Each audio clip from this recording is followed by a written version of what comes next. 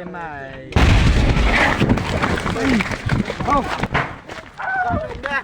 Kawai kalong Ïing hasnong Sohmynting West Jandales District kalamat ya kajing jas new bok hakakat south dari nailur araja arpusan na kajing kemding kansan ka Ïing jongki kabla suba la bandai na kajing thot ka boarding electric kabla ja hakapor kumba architect no pai sngi kading kabaklang kala yok ban bam du ya baro kijing dan jing em jong ka Ïing hadu ban kala Dpei bat ka khubor kabla yok lum kol ong bakate ka Ïing kadai jong ka kong sbu pertu pada kapor bla ja ka jing ja la dan tang ulok jong ka marwe ha Ïing hakaba mu uru mar syok sngoy ka jing kloj hapo ka Ïing ulak krat mar sapar hakapor baki Briew kila tur sejan ketika Ïing na kabenta ban persang wat lat ban tam ya ketika ding la betai kansan artli kin tendong air set jingshan kumta ki pat ba kila kendet pat kila pet no khampaji bat don bok ru khlam don kanu ka jing mensau Briew na ketika Jingbthei ki tendong set namar kila lej hap haki jaka bam don Briew hakate sngi na kalyang ki bor pulit ka fire and emergency services ru kila poi Henry kim lap ai shu namar bolapur stat palat kading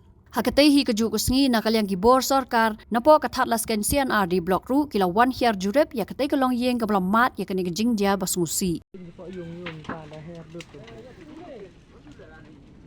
Boleh ni tu pula dah among dah rumput tak. Cuma rap ni. Dia kata tak you dekat ni. Umur sik tak tahu. Son. Mau you lu sedang Mynsiem mai. Oh. Boy leher. Aku ni leher. Patrol leher.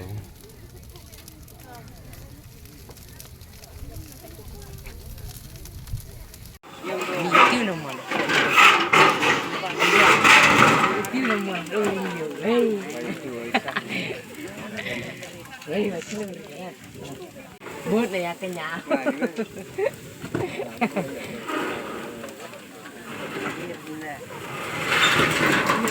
ni dah kong yo. Langam.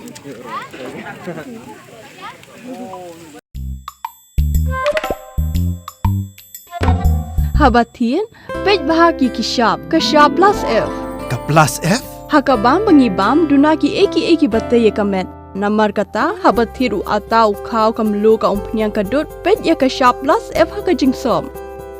Yaki nutrient kumki vitamin bat ka iron la ikan diat bat ka bathau bha kam kta ikadur jingki marbam ka jing mat lani ka rukom shed yaki. Balehi banai kita. Kadon ka we ka jing mentoy ba kongsan. Ka kot ka kia. Ka nutrition bakam bha ka jing im bakam bha pendon kam daki mar ba madon ka sharp plus F menta kasni Lawan Ra Shapi Lingba ko office jong Commissionerate of Food Safety Meghalaya